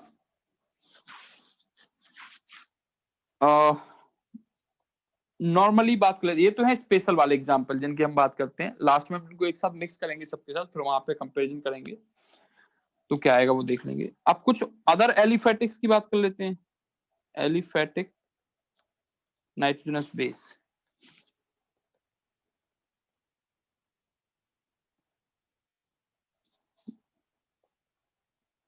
मतलब यहाँ पे जो अपन ने एलिफेटिक नाइट्रोजनस बेस का एग्जांपल डाला था, वो एलिफेटिक हेडिंग ना डाल के आप यहाँ पे हेडिंग डाल सकते हैं सम इम्पोर्टेंट बेस, ज्यादा ठीक रहेगा। ठीक है, इस तरह से। अब हम लोग नाइट्रोजनस बेस की बात करते हैं कि नाइट्रोजनस बेस हैं एलिफेटिक वाले, मतलब एरोमेटिक को छोड़ के, तब क्या होगा। तो अच्छा सर ये एक मिनट बताओ, ऊपर दिखा दीजिए हेडिंग सर, सब इम्पोर्टेंट बेस डालनी है ना? हाँ इंपॉर्टेंट बेस डाल दो, ज्यादा बेटर है।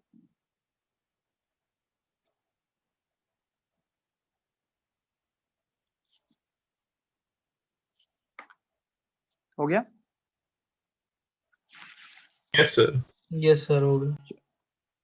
देखो, अब हम एलिफेटिक बेसिस की अगर हम बात करें तो इसमें फैक्टर्स जो आपके यहाँ पे अफेक्ट करने वाले हैं, तो यार अपन एलिफेटिक नाइट्रोजनस बेस की ही बात करने जा रहे हो, तो इसमें सबसे पहला देखो, हर जगह लॉन पेयर आपका नाइट्रोजन पे होगा। जब लॉन पेयर आपका हर जगह नाइट्रोजन पे होगा तो वहां पे हम क्या चेक करेंगे भाई, साइज की तो बात कर नहीं सकते हैं, बात कर सकते हैं हम इलेक्ट्रोनेगेटिविटी की। अब इलेक्ट्रोनेगेटिविटी की बात आप कैसे करोगे, हाइब्रिडाइजेशन के थ्रू। तो बताओ सबसे अच्छा बेस किस हाइब्रिडाइजेशन का होगा, sp3 वाला या sp वाला? sp3 sir. sp3 अच्छा नाइट्रोजनस बेस होगा। क्यों? क्योंकि वो देखो नाइट्रोजन के पास लोन पेयर है, एक sp3 नाइट्रोजन पे है और एक आपका sp नाइट्रोजन पे है। तो नाइट्रोजन की electronegativity in case of sp बढ़ जाएगी, तो वो लोन पेयर को बाहर देना नहीं चाहेगा। जबकि sp3 नाइट्रोजन की इलेक्ट्रोनेगेटिविटी कम होगी तो वो इजीली इलेक्ट्रॉन बाहर दे देगा। सही? Yes sir. Yes sir. तो सबसे अच्छा नाइट्रोजनस बेस आएगा आपका sp3 नाइट्रोजन, उससे कम आएगा sp2 नाइट्रोजन, और सबसे कम आपका आ जाएगा कौन, sp नाइट्रोजन। अब sp2 में देखो दो तरह के लॉन पेयर मिलते हैं आपको, एक लोकलाइज्ड वाले मिलते हैं और एक डीलोकलाइज्ड वाले मिलते हैं। तो आप बताओ लोकलाइज्ड और डीलोकलाइज्ड में अच्छा बेस कौन होगा, जो क्या होगा, लोकलाइज्ड या डीलोकलाइज्ड? Localise sir. लोकलाइज्ड, जो एक जगह रखा होगा वो ज्यादा अच्छा होगा एज कम्पेयर टू जो घूम रहा होगा, चार जगह डिस्ट्रीब्यूट हो रहा होगा। Yes sir. जब डिस्ट्रीब्यूट हो जाएगा तो देने की टेंडेंसी कम हो जाएगी। तो हम कहेंगे कि sp2 nitrogen with localized lone pair, उससे कम होगा sp2 nitrogen with delocalized lone pair. तो ये आ जाएगा आपका हाइब्रिडाइजेशन के केस में। बस यही ऑर्डर है आपका, इसी के बेसिस पे आपको देखना है कि पहले sp3 नाइट्रोजन आएंगे, फिर आपके sp2 नाइट्रोजन आएंगे, फिर sp नाइट्रोजन आएंगे जो इलेक्ट्रॉन को डोनेट करने की हम बात करेंगे। और sp2 में आपका पहले पहले लोकलाइज्ड वाला आएगा, फिर आएगा आपका डीलोकलाइज्ड वाला। Okay, yes sir. एग्जाम्पल देखो, NH2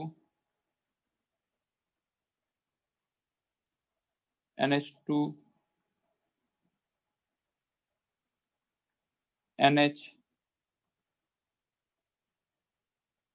ट्रिपल बॉन्ड N। अब इन तीनों में अगर हम बात करें, ये फर्स्ट है, ये सेकंड है, ये थर्ड है और ये फोर्थ है। हाइब्रिडाइजेशन चेक करो, इसका sp3 आएगा, यस सर। इसका यस sp2 सर। आएगा, इसका भी sp2 आएगा और इसका आ जाएगा sp। अब सबसे अच्छा फर्स्ट और सबसे घटिया फोर्थ, सेकंड और थर्ड में डिसाइड करना है, बताओ सेकंड और थर्ड में अच्छा कौन होगा? थर्ड वाला होगा, थर्ड वाला अच्छा हो जाएगा, सेकंड लोकलाइज तो नहीं हो, हाँ, और लोकलाइज। सबसे घटिया हो जाएगा फोर्थ, क्योंकि आपका थर्ड जो है वो लोकलाइज्ड लोन पेयर है और सेकंड जो है वो डी लोकलाइज्ड लोन पेयर है। यहाँ पे आपका डी लोकलाइज्ड लोन पेयर है, यहाँ पे आपका क्या है? लोकलाइज्ड है लोन पेयर। sp2 हाइब्रिडाइजेशन तो है लेकिन डी लोकलाइज्ड वाला है, इसलिए आपकी बेसिक स्ट्रेंथ कम हो जाएगी। एग्जाम्पल 1। सेकंड एग्जाम्पल देखो,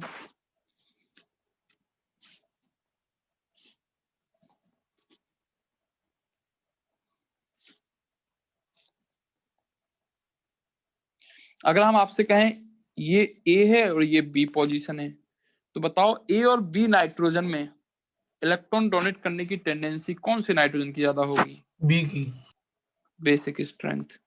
सो बी की ज्यादा हो जाएगी, किससे? ए से। रीजन पता है सबको? यस सर पता है। ये आपको sp3 है और ये आपका sp2 है और वो भी डिलोकलाइज वाला, तो बेसिक स्ट्रेंथ आपकी क्या हो जाएगी? ज्यादा हो जाएगी। किसकी? sp3 वाले की as compare to sp2। Clear सबको? समझ में आ रहा है? पॉइंट क्लियर है सबको यहाँ Yes. तक? चलो, तो मतलब देखो इसमें आपके इसी तरह से एग्जाम्पल्स आएंगे लास्ट में। अभी एक पॉइंट और बचा है जिसको हमें एक्सप्लेन करना है, फिर हम ओवरऑल एक्सप्लेन करेंगे। उसके बाद हम कम से कम 10-15 एग्जाम्पल 20 एग्जाम्पल करेंगे जिससे आपको समझ में आ जाएगा कि किस तरह से वेरी कर रहे हैं। अच्छा, आपने ज्यादा से ज्यादा एग्जाम्पल्स की प्रैक्टिस की, जैसे कैटाइन में भी की, एनाइन में भी की, तो आपको ये रियलाइज हुआ होगा कि एक्सरसाइज सॉल्व करने में हमें ज्यादा दिक्कत नहीं आ रही है। हाँ सर, क्या? नहीं। हाँ, तो जितना ज्यादा प्रैक्टिस करोगे उतना ज्यादा आपको आसान लगेगा। हमने ये क्लास भी में एक कराए चीज है सर, एग्जाम्पल्स, जितना उसके अगर साथ क्लास साथ में आप समझ लिया उतना सर हाँ हाँ ठीक रहता है, वरना दिक्कत आती है। हाँ, तो इसलिए तो हम बोलते हैं क्लास में जब आपको जहां पे जो पॉइंट क्लियर नहीं है उस पॉइंट को आप तुरंत क्लियर करो, कोई दिक्कत नहीं है, पूछो जहां पे दिक्कत आ रही है। ठीक है, अच्छी है, आप पूछो, ज्यादा से ज्यादा पूछो, कोई दिक्कत नहीं है। हाँ, हो सकता है कि कुछ लोगों को लगे कि यार ये कोई ज्यादा पूछ रहा है, ये क्यों, हमको तो समझ में आ गया, उसको नहीं आया, तो कोई इससे कोई जरूर दिक्कत नहीं है। ठीक है, आप पूछो, कोई जरूरत नहीं है भाई। देखो यार, किसी को जल्दी समझ में आता है, किसी को थोड़ा देर में समझ में आता है, और अच्छा है कोई डिस्कस कर रहा है तो एटलीस्ट कम से कम आपको पॉइंट हो सकता है कोई ऐसी लाइन वहां पे मिल जाए आपको जो कि शायद आपकी पहले से दिमाग में क्लिक नहीं की हो। सो ट्राई करो कि जहां पे दिक्कत हो तुरंत आप उसको डिस्कस करो। देखो नेक्स्ट जो पॉइंट है, अब हमें बात करनी है sp3 नाइट्रोजन। sp3 नाइट्रोजन में थोड़ा एक दो जगह लोचा आता है। लोचा मतलब समझ रहे ना, जो हम सोचते हैं वो नहीं होता है, तो उसको अपन डिस्कस कर लेते हैं। क्या होना चाहिए? देखो यहाँ पे हम दो केस पढ़ते हैं। केस 1 पढ़ा जाता है इन वेपर फेज, मतलब गैसियस फेज की बात कर रहे हैं, सारे के सारे गैसियस स्टेट में है। दूसरा हम पढ़ेंगे सॉल्यूशन फेज, मतलब सॉल्यूशन में हमने पानी में घोल के रखे हैं उनको, तब बेसिक स्ट्रेंथ का ऑर्डर क्या आएगा, और जब वेपर फेज में होंगे तब बेसिक स्ट्रेंथ का ऑर्डर क्या आएगा। तो आप बताओ, एग्जाम्पल है आपके पास NH2 यानी CH3NH2, देन आपके पास है, और इवन इससे पहले आप बात कर लो अमोनिया की, अमोनिया है CH3NH2, देन ये हो गया आपका 1 डिग्री CH3NH CH3 2 डिग्री, और एक आपका आ जाएगा 3 डिग्री। बताओ इसमें बेसिक स्ट्रेंथ का क्या ऑर्डर आना चाहिए?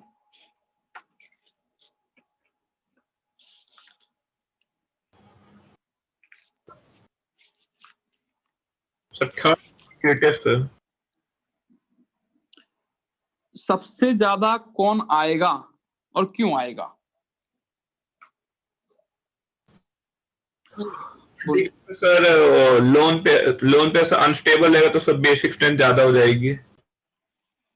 आप ये देखो, जो 3 प्लस आई हैं, यहाँ पे 2 प्लस आई हैं, और यहाँ पे 1 प्लस आई है, और यहाँ पे कोई प्लस आई नहीं है। तो प्लस आई क्या करेगा? नाइट्रोजन को इलेक्ट्रॉन देगा यस कि सर। भाई हमसे भी इलेक्ट्रॉन लो, तो बाहर डोनेट करने की टेंडेंसी उसकी बढ़ जाएगी ना। जितना ज्यादा आप इलेक्ट्रॉन डोनेट करोगे, मतलब नाइट्रोजन है, नाइट्रोजन के पास 2 इलेक्ट्रॉन है, अब वो बाहर डोनेट करना चाह रहे हैं, तो बगल में साइड में जो ग्रुप है वो सपोर्ट कर रहे हैं, हाँ ठीक है दे दो, हम भी तुमको दे देंगे, तो अच्छी बेसिक स्ट्रेंथ आएगी ना कि भाई Yeah. बाहर इलेक्ट्रॉन डोनेट करना ज्यादा चाह रहा है। तो 2 प्लस आई होंगे तो कम डोनेट कर पाएगा, 1 होगा तो थोड़ा और कम, और NH3 है तो मतलब इसमें कोई सपोर्ट ही नहीं कर रहा है, हाइड्रोजन थोड़ी ना प्लस आई से उभरता है, तो वो सपोर्ट ही नहीं कर रहा है। तो ज्यादा जितना ज्यादा प्लस आई होगा बेसिक स्ट्रेंथ उतनी ज्यादा बढ़ जाएगी। ये अपन ने पहले ही बात की थी कि बेसिक स्ट्रेंथ जो होती है इलेक्ट्रॉनिक इफेक्ट पे किस तरह से अफेक्ट होती है, कि भाई इलेक्ट्रॉन रिलीजिंग ग्रुप जो होंगे वो बेसिक स्ट्रेंथ को बढ़ा देंगे, और इलेक्ट्रॉन विड्रॉइंग ग्रुप जो होंगे वो बेसिक स्ट्रेंथ को कम कर देंगे।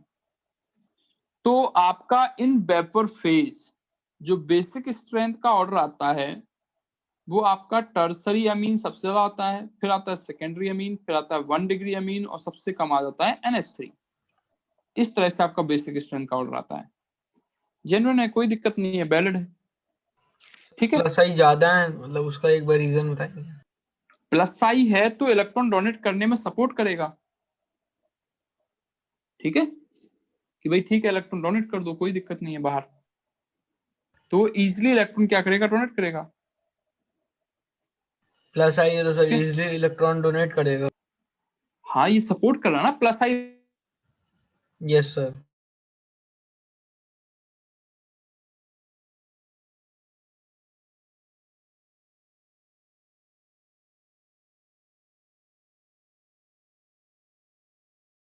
Hello sir.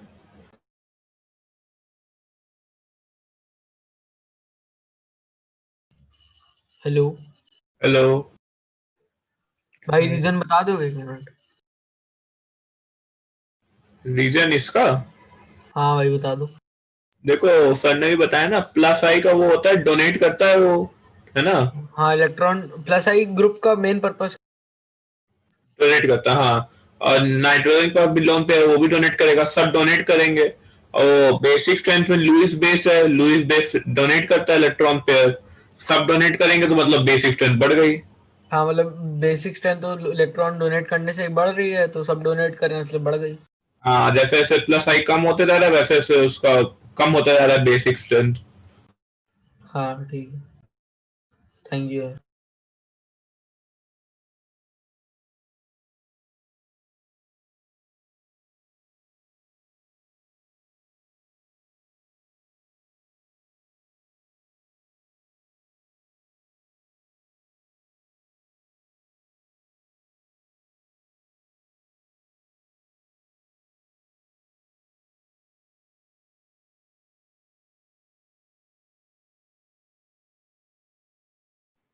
Hello, yes sir.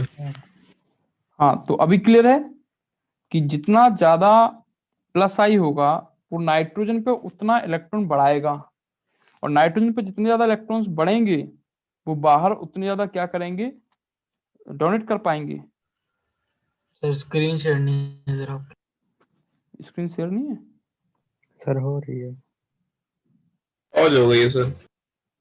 Pause हो गई क्या? Yes sir. नहीं सर आ रही है, चल अब रहा है आई सर। सर। आ गया क्या? अभी खत्म हो गई होगी।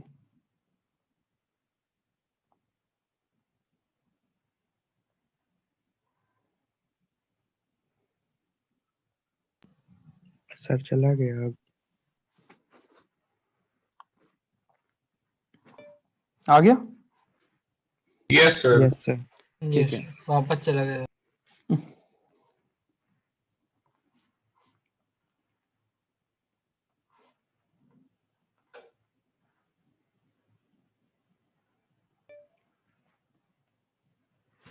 चलो देखो, तो जितना ज्यादा आपका प्लस आई आएंगे उतना ज्यादा बाहर इलेक्ट्रॉन डोनेट करने की टेंडेंसी क्या होगी, बढ़ जाएगी। ठीक, यहां तक क्लियर है? Yes sir. चलो, अब केस नंबर 2 आता है आपका,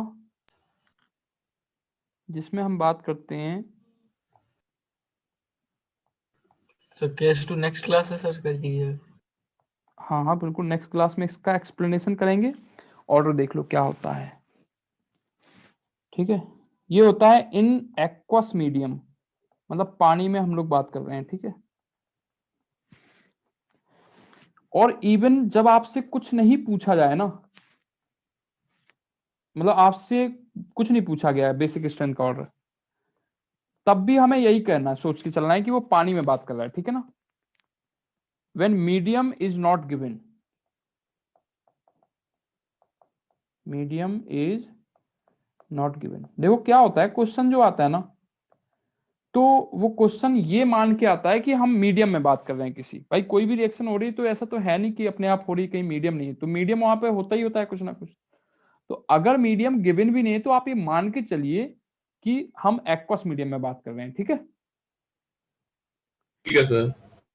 तो जब भी मीडियम गिवन ना हो तो आप ये मान के चलिए कि एक्वस मीडियम की बात हो रही है।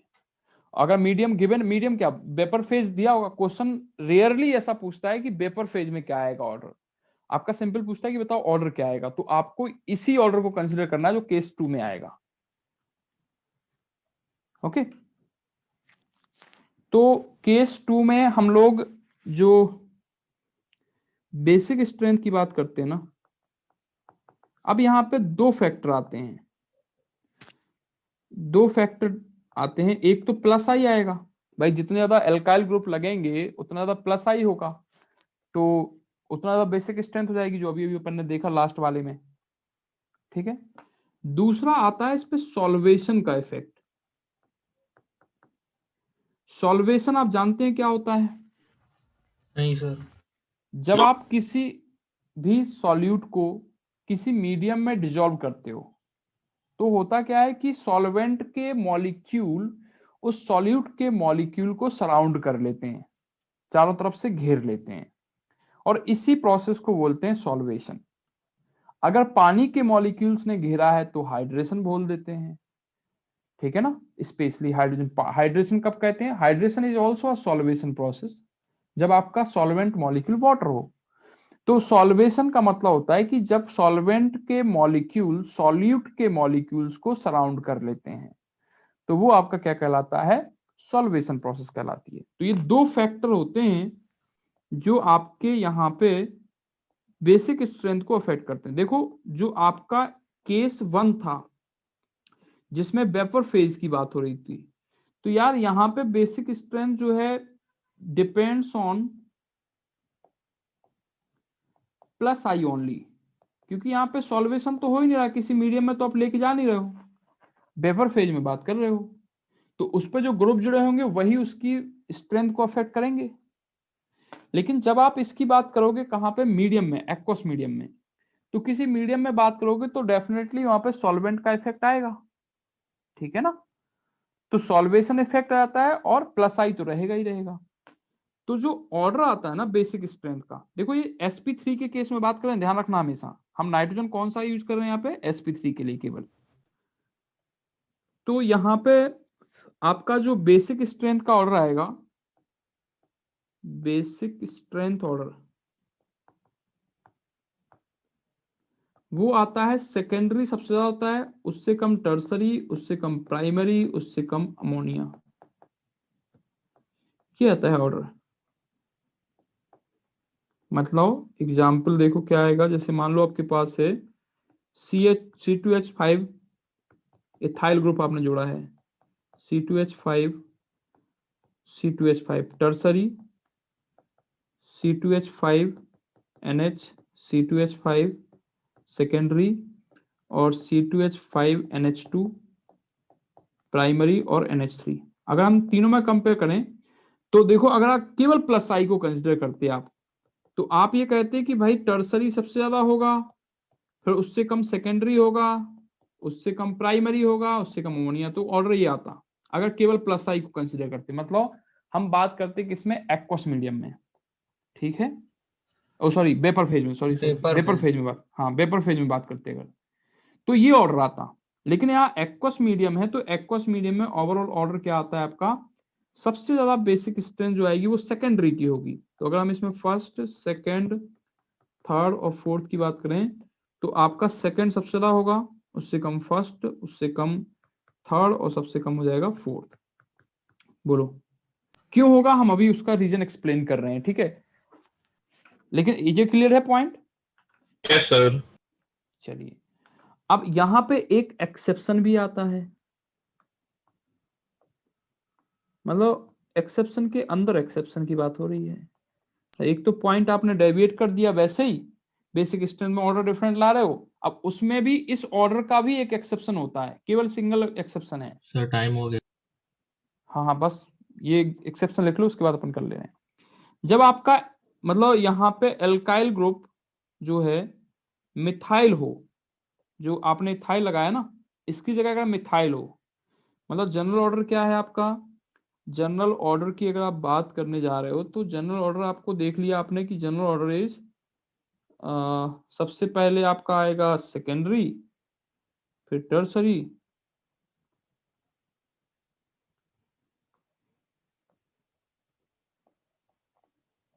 ये आ गया। इधर से देखो, यहाँ पे आप लिखोगे कि भाई देखो सेकेंडरी सबसे ज्यादा होता है, मतलब एल्काइल ग्रुप जुड़े हैं आपके तो सेकेंडरी, फिर आएगा आपका टर्सरी, फिर आएगा आपका प्राइमरी, और फिर आएगा आपका अमोनिया। यही था, मतलब कोई भी अल्काइल ग्रुप जोड़ो आप तो, बोलो यार। Yes sir. तो ये आपने एक एग्जाम्पल लिखा, लेकिन एक्सेप्शन किसका है, मिथाइल ग्रुप का। सर एक मिनट ऊपर दिखा दीजिए एक चीज। ठीक है सर, देख लीजिए। एक्सेप्शन आपका मिथाइल ग्रुप का है कि जब आपका जो आर ग्रुप है मिथाइल होता है, तो ऑर्डर आता है आपका, सबसे पहले जो बेसिक स्ट्रेंथ का आएगा वो सेकेंडरी, उससे कम प्राइमरी, उससे कम टर्सरी, उससे कम अमोनिया, ये आता है आपका। मतलब एग्जाम्पल अगर आप देखें इसको तो CH3NH ये सबसे ज्यादा आएगा, उससे कम आ जाएगा आपका प्राइमरी NH2, उससे कम आपका आ जाएगा टर्सरी NCH3 और CH3, और सबसे कम आ जाएगा आपका अमोनिया। ठीक है, तो ये एक्वस मीडियम में है, देख लो जरा ध्यान से एक्वस मीडियम को, पेपर फेज में कोई वो नहीं है। एक्वस मीडियम में जब एल्काइल ग्रुप होते हैं तो नॉर्मली जो आएगा वो सेकेंडरी, टर्सरी, प्राइमरी और अमोनिया आएगा, लेकिन जब मिथाइल एल्काइल ग्रुप होगा, तीनों मतलब एल्काइल ग्रुप मिथाइल हैं, तो आपका ऑर्डर आएगा सेकेंडरी, प्राइमरी, टर्सरी और अमोनिया। देखो ऐसे याद रखते हैं हम, 231 और 213, 231N, 213N। 231N बड़ा नंबर है, सभी बड़े एल्काइल ग्रुप पे लगेगा। 213 छोटा नंबर है, छोटा सबसे छोटे ग्रुप पे ही लगेगा, मतलब मिथाइल पे लगेगा। याद रहेगा क्या? Yes sir. 231 और 213। सेकेंडरी हमेशा ज्यादा ना है, 3 और 1 में आपका चेंज आएगा। तो बड़े ग्रुप हैं तो 31 बड़ा नंबर, छोटा ग्रुप है यानी मिथाइल है केवल तो छोटा नंबर यानी आपका 213। ये याद रखना है क्योंकि ये बहुत ज्यादा पूछा जाने वाला क्वेश्चन है। ठीक है, आपका चाहे नीट एग्जाम हो चाहे IIT एग्जाम हो, उसमें पूछा जाता है बहुत ज्यादा, कई बार पूछ लेते हैं वो। ठीक है सर। ठीक है, तो इसका रीजन क्या है, इसके पीछे क्या क्या फैक्टर्स हैं, उसको अपन नेक्स्ट क्लास में एक्सप्लेन कर लेंगे।